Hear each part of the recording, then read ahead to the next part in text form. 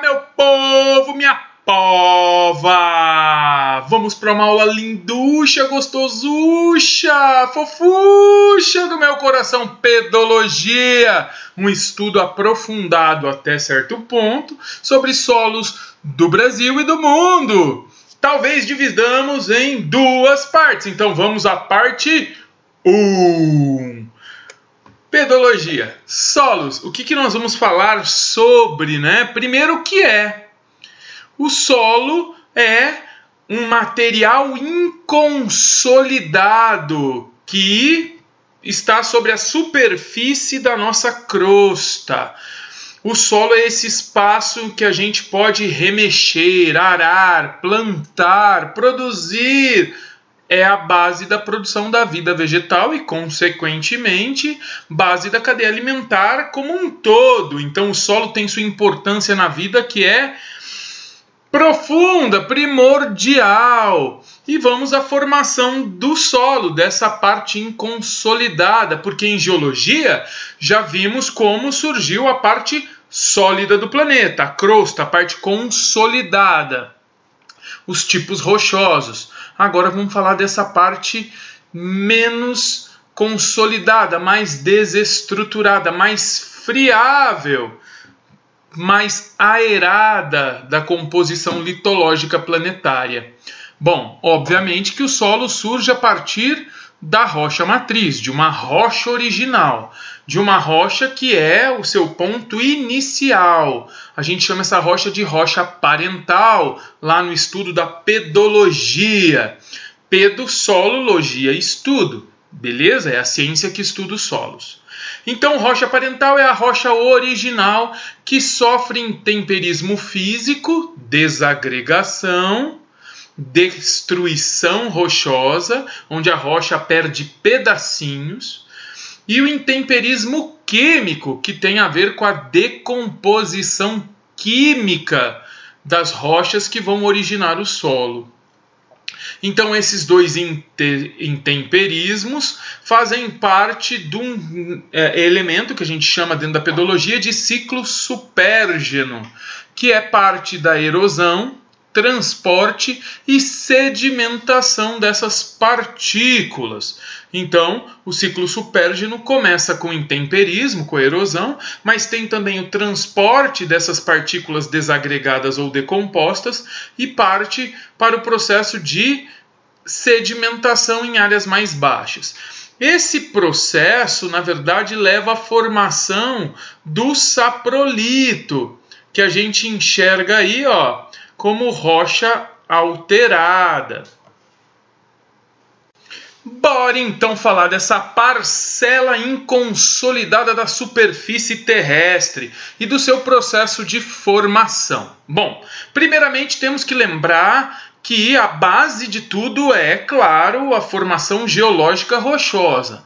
O solo deriva também das rochas. Então as rochas são o processo inicial da formação pedológica, da formação do solo. E essa rocha, obviamente, ela ganha um nome nesse processo. É a rocha parental, é a rocha matriz, aquela que vai ser o processo inicial, o processo de origem da fragmentação e formação da parte mineral do solo.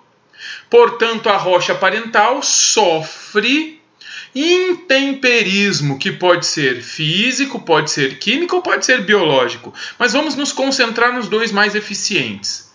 Em 86% da superfície do planeta, o processo de intemperismo é prioritariamente químico. E em 14% dessa superfície do planeta é físico. E o processo de intemperismo químico leva à decomposição química das rochas.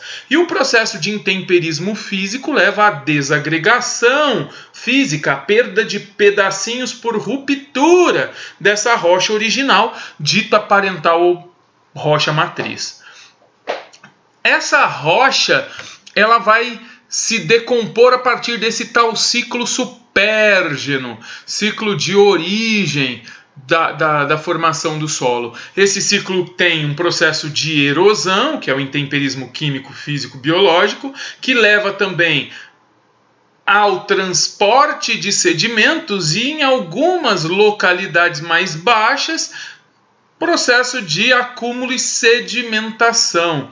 Esse processo é muito típico também da formação das rochas sedimentares, mas antes mesmo de haver a cimentação e solidificação, há o processo de formação pedológica. Forma-se assim a rocha em alteração que libera as mineropartículas, forma esse acúmulo de mineropartículas em áreas que vão dar origem ao solo. Essa primeira formação é tida como saprolito. O saprolito é a rocha em alteração e as mineropartículas por ela liberadas. Quando a gente soma ao saprolito matéria orgânica de base carbônica, matéria orgânica processada, que a gente chama de humus, a gente tem então o solo, o regolito. Tem aí uma equaçãozinha importante para a gente então aprender. Bora ver essa equaçãozinha? Bora lá! Iniciamos nossa equaçãozinha pedológica a partir do saprolito, a nossa rocha parental alterada, em alteração, que está liberando mineropartículas, seja por decomposição química ou por fragmentação física, e gerando a parte mineral do que vai vir a ser o solo. Só que ainda não é solo, saprolito não é solo. Quando a gente adiciona ao saprolito a matéria orgânica mineral processada, humus, aí nós temos então, na somatória destes elementos, o regolito. O regolito, que é o nome dado pela pedologia ao solo. Essa equaçãozinha ela já está presente aqui no nosso mapa mental, no nosso organograma, né, da formação do solo. Da rocha parental e do seu intemperismo surge o saprolito. Quando somado à matéria orgânica processada, o humus, temos o solo ou o regolito, que é essa camada material intemperizada que recobre a superfície do planeta e que permite a origem da vida. É o que a gente também chama de manto de alteração. Tratado, esse termo é mais utilizado entre os geólogos. Bom, o intemperismo é a base da formação do solo, é a base da formação do regolito. E, obviamente, que ele tem tipos, né, químico e físico. Nós vemos aí um resumão, né, dessa estrutura de formação do solo a partir da chuva, da dilatação térmica, da atmosfera, do vento, da própria ação da biosfera. E aqui a gente vê a parte contenedora de matéria orgânica, o solo, somada à parte de rocha alterada, o saprolito, formando assim o regolito, aquilo que a gente acabou de ver. Os intemperismos, as erosões, elas, como eu acabei de mostrar na imagem, elas podem estar associadas à variação térmica, à expansão do gelo, à cristalização e dilatação tanto da água, quando sob a forma de gelo, quanto dos sais presentes na água, quando no processo de cristalização. Isso leva à ruptura de rochas, o processo eólico e até mesmo o processo biológico. O avanço das raízes pode fragmentar física, mecanicamente, as nossas rochas, gerando assim base para a formação física do solo. Entretanto, quando nós temos ambientes úmidos, oxigenados, quando a água penetra, a gente chama isso de percolação, quando a água penetra na porosidade da rocha, quanto mais porosa, mais penetra, né, a água numa rocha.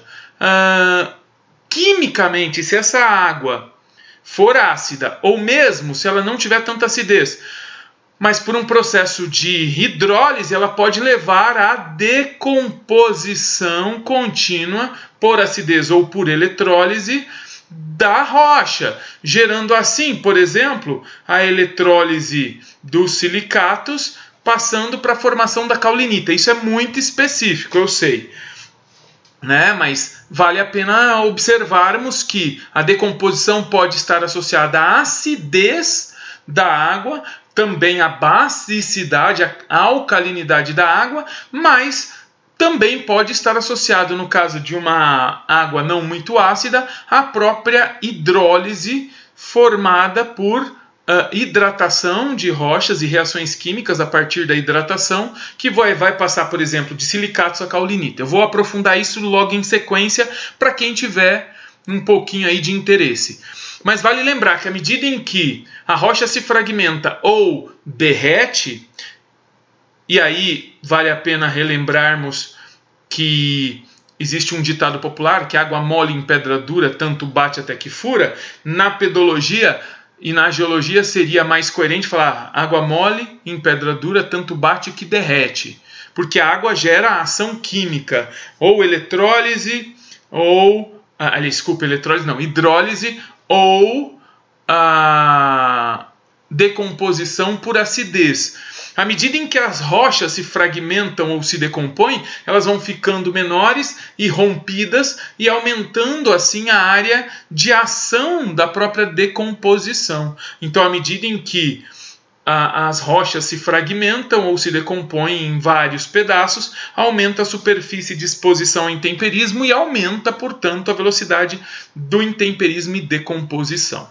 Aqui nesse gráfico nós temos aí uma caracterização da erosão, sendo ela química ou física, em função da temperatura e em função da pluviosidade anual.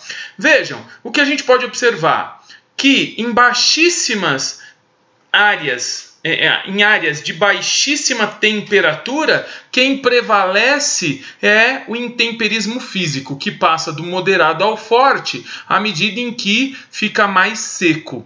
O intemperismo físico está muito associado a áreas frias e secas. Agora, o intemperismo químico, à medida em que a temperatura aumenta, vejam, 0 graus para mais aqui, chegando a temperaturas superiores a 20 graus Celsius. E em áreas muito mais chuvosas ou úmidas, o intemperismo vai se tornando químico e muito mais forte.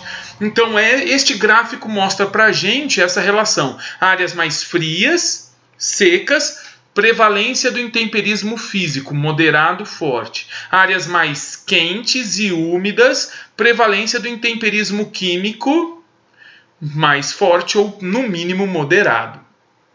O nosso próximo aprofundamento, ele é muito mais específico, mais associado ao ensino superior, nos cursos de pedologia e geografia, do que propriamente ao ensino médio. Então, para vestibular, ele tem um apelo um pouco menor, mas é interessante. Vamos pensar como o intemperismo e o grau de acidez da água que percola a rocha, que penetra na rocha, pode levar à decomposição rochosa. Bom, começamos aqui no primeiro esqueminha com chuvas mais ácidas, onde nós vamos ter hidrólise total e decomposição por acidez. É aqui que nós temos o início de um processo que a gente vai aprender mais à frente, chamado laterização, onde nós vamos ter, na reação química, a liberação tanto dos argilominerais, aquelas partículas de rocha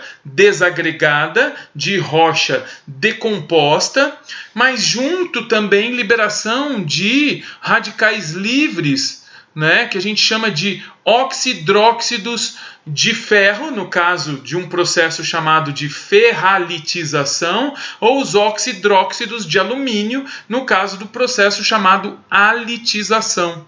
Né? Então, a acidez maior da água percolada, penetrada na rocha, leva a uma reação química mais efetiva, liberação de argilominerais e oxidróxidos de ferro e alumínio, que vão dar origem ao processo de laterização que a gente estuda daqui a pouquinho.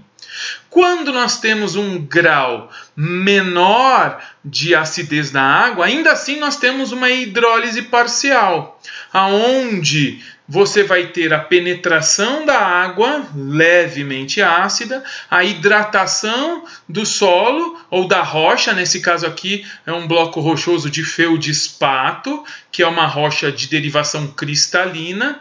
Aqui está a hidratação dela, a formação molecular hidratada, e a consequência disso é, obviamente, a liberação dos íons de potássio e a formação de uma nova rocha a partir de então de origem sedimentar, que é a caulinita. Obviamente que eu vou pedir a vocês que apelem para os mais competentes nesse processo de reação, os nossos químicos queridinhos, um grande beijo a todos os químicos, mas fica aí a dica, né? Uma hidrólise total leva à liberação de argilominerais, as mineropartículas sedimentares também, que vão dar origem ao solo, além disso aos radicais livres, os oxidróxidos, tanto de ferro, ferralitização, quanto de alumínio, alitização, né? E a hidrólise parcial, né, leva à transformação do feldespato cristalino em caulinita sedimentar.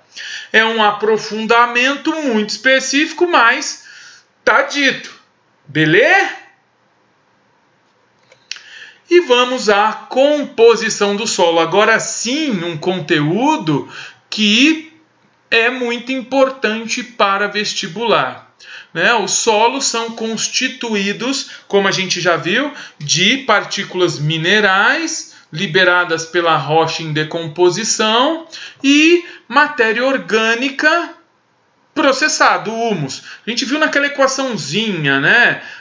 Saprolito mais sólum igual regolito, ou seja, rocha liberando as mineropartículas mais o sólum, que é uma matéria orgânica processada, o humus, igual ao solo. Beleza.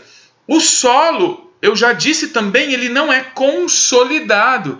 Ele pode ser remexido, arado. Ele é aerado. Então, na composição do solo, nós temos as mineropartículas, a base mineral, que também contém sais minerais, fundamental para a vida vegetal e animal, mas tem matéria orgânica, uma base carbônica, muito importante também. A parte mineral de qualquer tipo de solo, vamos fazer uma visão genérica aí, equivale a 45% da composição do solo, a base orgânica, o humus, 5%, e o solo ainda vai ter cerca de 25% na sua composição de água e a ar. Nesse sentido, não podemos ignorar a importância das formigas, das minhocas, de insetos, como, por exemplo, também os tatu-bola, ou ainda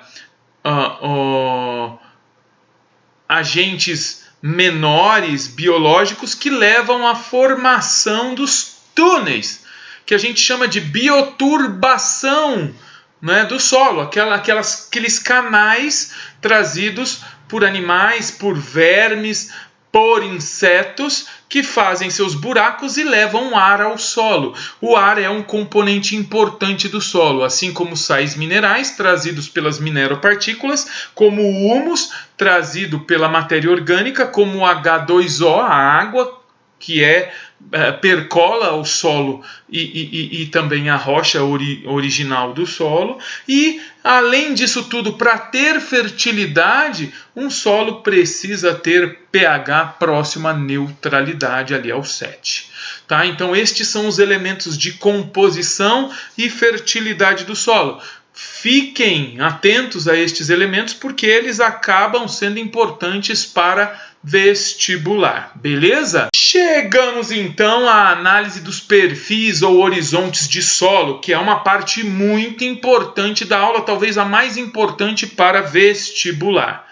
A gente começa pensando o que é um perfil de solo, né? Basicamente, o perfil de solo é a transição acumulativa dos elementos componentes do solo. Então, começamos lá em cima, pelo horizonte O, nossa primeira e mais superficial camada, onde nós temos logo abaixo da vida a matéria orgânica em decomposição, em processo de formação de humus.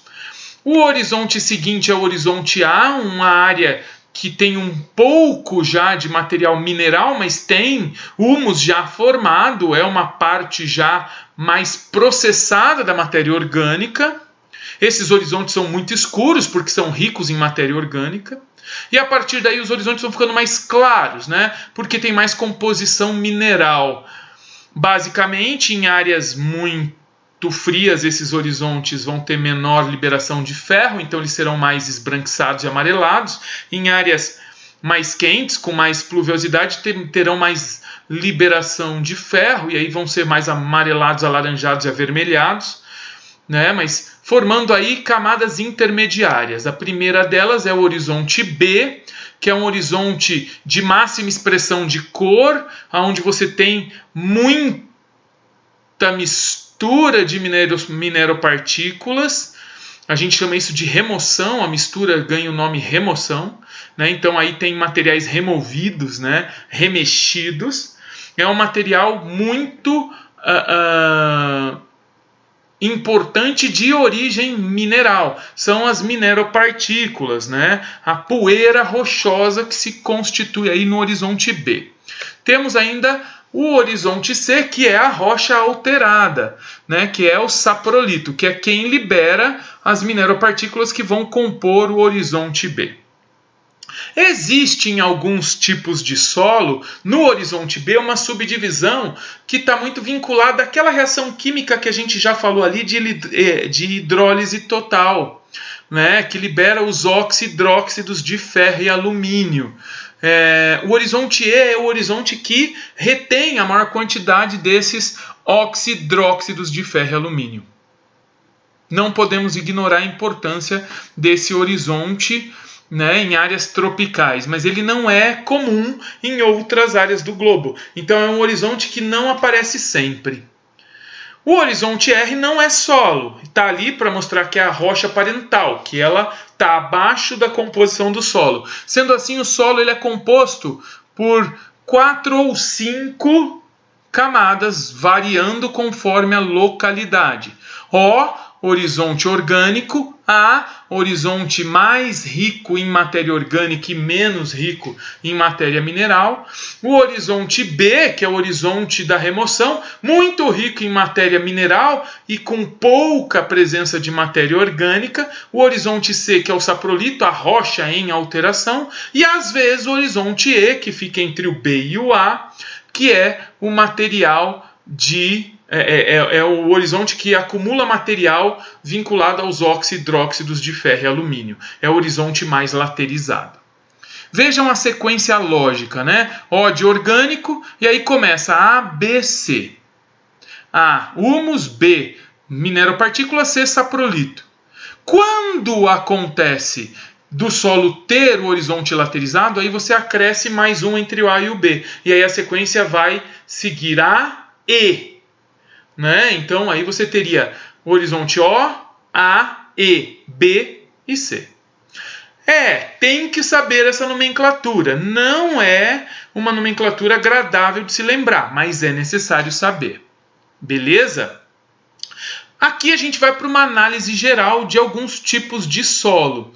O latossolo é o solo de regiões mais quentes e mais úmidas, mais tropicais. É, por exemplo, o solo do Cerrado brasileiro. Ele tem horizonte O, ele tem parte A bem formada, ele tem um horizonte B profundo, ele tem um saprolito até bem pronunciado, porque a água ácida acaba alterando bastante a rocha parental não alterada, e no caso do latossolo ele sofre laterização, então ele tem horizonte E.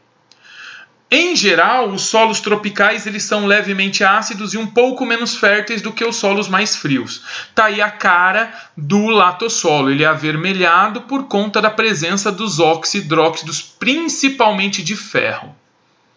Tá? Que podem ser tanto o ferro 2+, que é a goethita, quanto pode ser o ferro 3+, que é a hematita. Beleza? Então nós temos aí o latossolo como um solo importante do centro do Brasil e das áreas tropicais do planeta. Um outro solo importante é o litossolo, e aí eu já mostro a fotinho deles para vocês. Vejam como como o litossolo tem rochas. Em geral, tem pouca matéria orgânica, né? Porque ele também tem um horizonte B incipiente. Lembra o horizonte B, que é o horizonte dos argilominerais, da poeira de rocha? Ele quase não tem. Ele tem um saprolito muito pronunciado. Ele tem uma largura de rocha alterada que chega quase à superfície. E tem pouquíssima ou nenhuma matéria orgânica. Por isso ele é um solo rochoso. Daí o prefixo lito. Rocha, litossolo, solo rochoso, típico de áreas secas ou de áreas muito jovens. Tá? Então, ou é um solo muito jovem, ou é um solo de área muito seca. Porém, quando ele é jovem, ele muda um pouco de nome. Ele, em vez de se chamar litossolo, ele vai se chamar neossolo litólico. É um solo que tem um horizonte bem incipiente, não teve tempo ainda para formar o horizonte B, não houve tanta decomposição assim, a decomposição ainda é muito lenta, e o material de rocha alterada é muito superficial. Ele existe, é pronunciado e muito superficial. Este é o neossolo litólico. Olha como ele parece muito o litossolo. Ele é um tipo de litossolo. Porém, como jovem, chamado de neossolo, novo solo litólico, com características rochosas. Outro solo importantíssimo é a base, por exemplo, do Chernozem, o solo mais fértil do mundo, lá das pradarias da região centro-canadense, ou ainda das regiões polonesas e russas, né? É um solo de base orgânica. Basicamente, temos então matéria orgânica e humus em grande quantidade. Um horizonte A muito pronunciado, um horizonte B mais tímido, um horizonte C mais tímido, e a sua grande base componente é a matéria orgânica. Por isso que ele é um solo de cor muito escura. Vejam só, horizonte orgânico muito pronunciado e de base muito de superfície muito escura por conta da presença dessa matéria orgânica e desse humus. Tá aí a fotinho do organossolo. E olha aí o esquemão do organossolo para a gente ver. Existe mais um solo importante, né, com características orgânicas, mas não tem essa cara no Brasil, que é o solo de pradaria no sul do Brasil. Ele não ganha essa característica porque no Brasil ele tem origem basáltica, mas na Argentina esse solo de pradaria ganha um pouco dessa característica, tá bom? O organossolo aluvissolo, típico da Amazônia, por exemplo, ele também tem essa cor escura porque ele é formado pela tal serrapilheira, esse material aqui, ó, de folhas em decomposição que forma um horizonte superficial muito orgânico muito pronunciado. Por isso que quando a gente diz que a Amazônia tem um solo raso, e se a gente retirar a floresta, o solo fica infértil, é porque retirando a floresta a gente deixa de repor a serrapilheira, essa matéria orgânica que vai se decompor e formar esse horizonte O e A mais pronunciado. E com a chuva constante, esse horizonte O e esse horizonte A vai ser carregado, né? E vai ficar só o saprolito. Por isso que o solo ficaria infértil na Amazônia.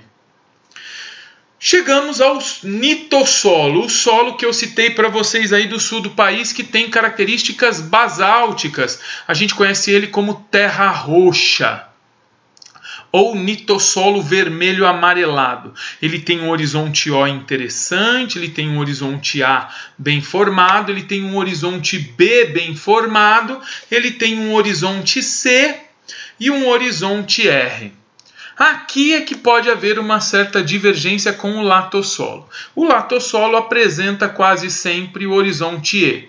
O nitossolo quase sempre não. E o horizonte B, em geral, é muito mais derivado do basalto, da rocha basáltica, do que de outras rochas cristalinas. Tá? Então, o nitossolo é um solo de origem basáltica. A terra roxa vermelha amarelada é de origem basáltica. Pode ter apresentação de uma pequena laterização, principalmente ali na borda com a área tropical? Pode, mas não é típico deste solo. Olha a cara dele aí. A terra vermelha, né? O pessoal que é chamado aí de pé vermelho. Pé basáltico. Pé nitossológico. Se é pé vermelho, porque você se estende do sul de São Paulo até o norte do Rio Grande do Sul, onde a terra roxa, um dos solos mais férteis do Brasil, está contido. Beleza? Nitossolo é o nome da terra roxa. Chegamos a um solo de área subtropical temperada. Tem um pouco de matéria orgânica sim, um horizonte C, que é o saprolito razoavelmente formado, mas nem tanto, porque é uma região que não tem tanta umidade, e tem um horizonte B bem formado. Entretanto, esse horizonte B, ele em geral tem menor presença de oxidróxidos, porque não tem tanta acidez nem tanta pluviosidade assim. É um horizonte que vai partir para o cinza, para o amarelado. Em geral, ele é mais desagregado do que decomposto. Lembra que eu disse agora há pouco no aprofundamento que em áreas mais frias você tem uma erosão química menor e uma erosão física maior? Isso influencia também na coloração do solo. E como você tem menor presença de oxidróxidos de ferro, ele não é avermelhado. E como você tem menor pluviosidade, ele também não é tão lavado. Ele não é tão lixiviado. Não há hidrólise de material leve do solo. Então os sais do solo estão mais presentes nele, por isso ele é mais fértil em geral do que os solos de áreas tropicais. Vamos dar uma olhada no podzol? Tá aí, ó, o podzol. Fica em áreas frias do globo, em áreas chamadas zonas de podzolização.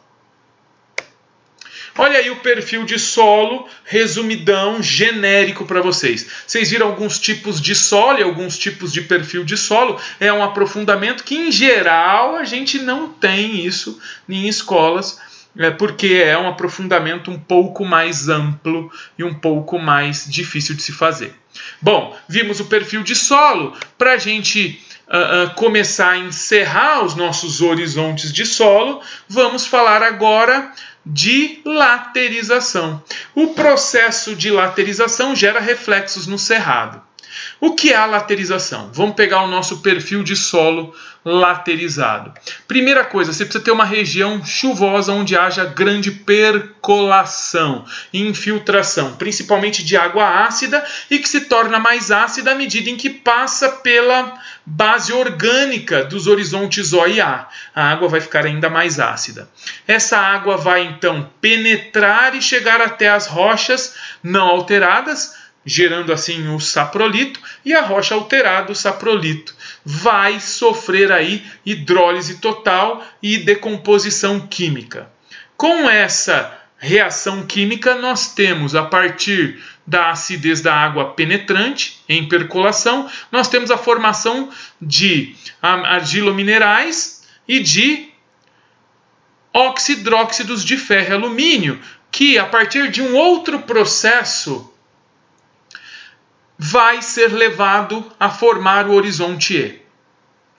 Bom, basicamente, por conta de períodos climáticos de chuva ácida mais intensa e de momentos de estiagem, durante o ano, você tem um momento da percolação em que a água mais ácida entra e começa a gerar as reações de liberação dos argilominerais e, claro, do ferro mais e do alumínio mais, dos oxidróxidos de ferro e alumínio. Só que períodos de seca vão gerar diferença de pressão nas camadas mais altas do solo.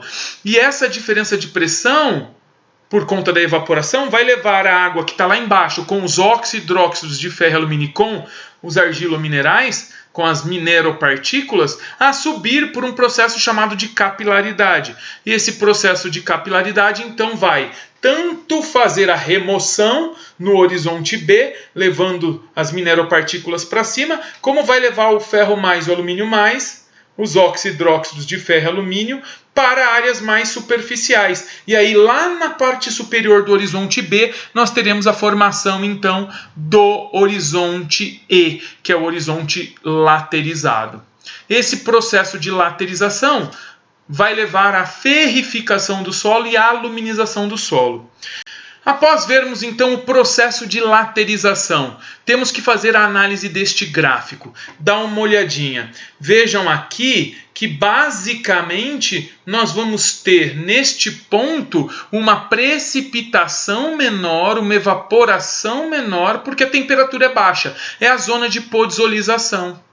A zona de podzolização, onde nós temos aí a presença de solos um pouco mais férteis do que nas áreas tropicais, que tem maior precipitação por conta da maior evaporação e da maior temperatura. Consequência, nós temos aqui um horizonte de solo muito mais bem formado e uma zona de laterização muito mais eficiente. Basicamente, também temos maior o que a gente chama de lixiviação, a perda de nutrientes leves do solo, de sais minerais leves, por conta da lavagem do solo, coisa que não acontece em solos temperados, que são mais férteis, porque são menos solubilizados. Chegamos também à lógica de que quanto mais chuva nós temos, maior é a produção de óxidos, hidróxidos de ferro e alumínio. A gente vê aí que a presença de óxidos, hidróxidos de ferro e alumínio é muito maior em áreas onde a pluviosidade anual também é maior. Por isso que a laterização é típica de regiões tropicais. Beleza? A consequência de tudo isso para o solo é a formação dos lateritos, esse solo quebradiço, cheio de plaquinhas, cheio de grumos. E para a vegetação, é a vegetação de troncos retorcidos, muito típica do cerrado. Vegetação essa que reage à laterização do solo de um jeito particular. E para a vegetação é a formação desses troncos retorcidos, que são uma reação biológica dos vegetais arbóreos para o acúmulo e a retirada deste solo laterizado de alumínio. Ok? Bora confirmar isso com os biólogos, né? Vocês, então, procurem os nossos lindos biólogos e peçam para eles falarem do reflexo do alumínio na formação de troncos retorcidos. Bom, ficamos por aqui com a parte 1 do nosso vídeo, que é a parte mais importante para vestibular. Vamos ter aí na sequência a parte 2 e, obviamente, essa parte 2 não pode ser desprezada porque a gente vai, além de falar de outras formas de classificar o solo, a gente vai falar das classificações do solo brasileiro, dos principais tipos de solo que vocês precisam saber para vestibular, além desses que eu já falei aqui, mostrando os horizontes, tem alguns outros. Além de tudo, características de impactos e problemas ambientais associados ao solo. Um grande beijo, ficamos por aqui momentaneamente. Mantenham-se saudáveis, meus lindos e lindas. Tchau!